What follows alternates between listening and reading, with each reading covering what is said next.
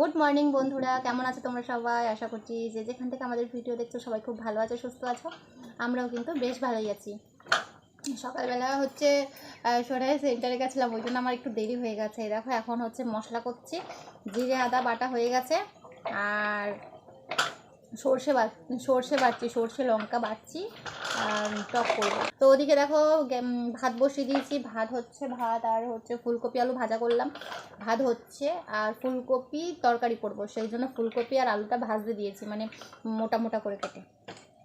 আর এমনি ফুলকপি আলু ভেজেছি ছোট ছোট করে। ঠিক আছে, তো আজকে কী কী রান্না করছি চলো তোমাদের সাথে শেয়ার করবো। আগে মশলাটা করে নিই, মশলাটা করে নিই। আজকে তো সোমবার, সেই জন্য নিরামিষ। আজকে সোমবার, তো নিরামিষ খাবো, সেই জন্য দেখো একটু টক করবো।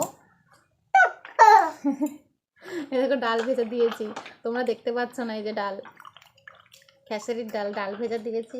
ডাল বাটবো, বড়া করবো। মানে শোনা না না, ধনে পাতার বড়া করবো না। কেন? আজকে করবো না।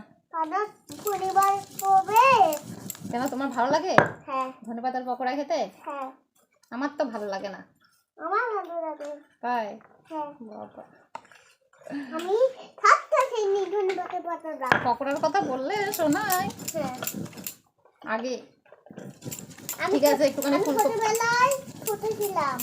তুমি ছোটবেলায় ছোট ছিলে? হ্যাঁ, ও ছোটবেলায় ছোট ছিল না, আমি ছোটবেলায় অনেক বড় ছিলাম গো। তোমরা জানো আমি ছোটবেলায় অনেক বড় ছিলাম, বাবু ছোটবেলায় ছোট ছিল। ওই ঠান্ডে বোতল। আজকে সেন্টার গেছিলাম, ভাত দিয়েছে, তো ভাত তো খাই না, ওই ভাত তো খাই না। আর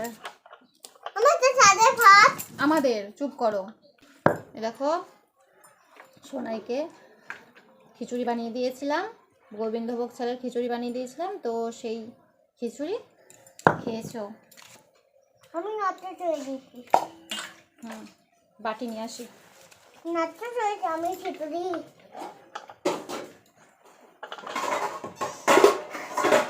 দাম দাম দমই দমই দাম দাম দাম দাম দাম দাম দাম দাম দাম দাম দাম দাম দাম দাম দাম দাম দাম।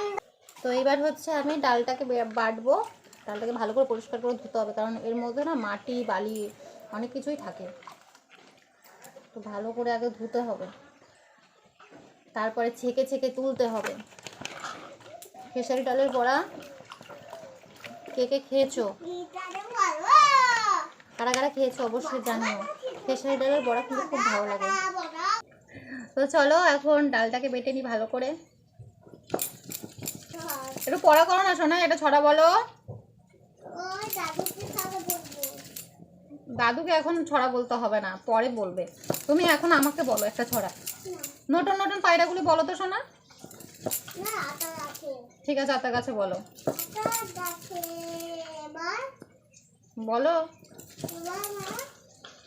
বলবে তো। আতা গাছে, তারপরে বলো। আতা গাছে তোতা পাখি, তারপরে তারপরে এত ডাকি তবু কথা, এত ডাকি তবু কথা, তারপরে বলো নতুন নতুন পায়রাগুলি। ছড়া না শিখলে দিদিমণিরা মারবে, বাইরে বার করে দেবে কান ধরে। দেখো এই যে ডাল বাটা হয়ে গেল, তো ডালটাকে যত ফেটাবো ততই কিন্তু ডালের বড়াটা ফুলবে, আর শক্ত হবে না, নরম হবে, সফট হবে। তবে দেখো এইভাবে ভালো করে এইভাবে ভালো করে ফেটাতে হয় এই ডালটাকে, তবে কিন্তু বড়াটা খেতেও ভালো লাগে বেশ। চলো আমি হাতে হাতে করেই দিয়ে দিই। আজকে বাটি তেমন একটা, বাটিগুলো সব বন্ধ হয়ে পড়ে আছে, ওই জন্য বাটিতে নিইনি। এই দেখো, এই যে এই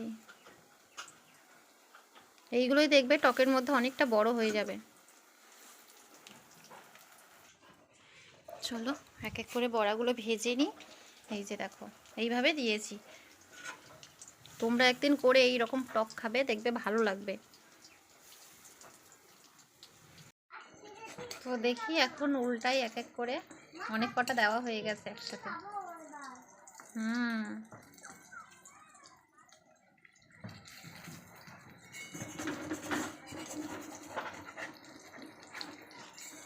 আস্তে আস্তে তুলতে হবে, নয়তো একদম ভেঙে যাবে এগুলো।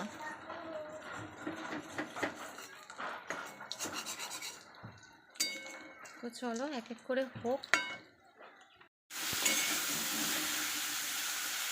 তো ওইদিকে ভাত হয়ে গেছে, আর দেখো এই যে আলু ফুলকপি ভাজা আর ফুলকপি আলু রসাটা নামিয়ে নিয়েছি। আর এখানে হচ্ছে টক টক বানাবো, যার জন্য আলু, মূলো, বেগুন, টমেটো সব একসাথে দিয়ে আমি এখন তেলে একটু নাড়ছি পাঁচফোড়ন দিয়ে।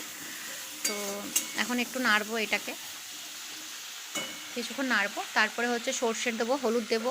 এই যে সর্ষে এখানে বেটে রেখেছি, এই যে সর্ষে বেটে রেখেছি।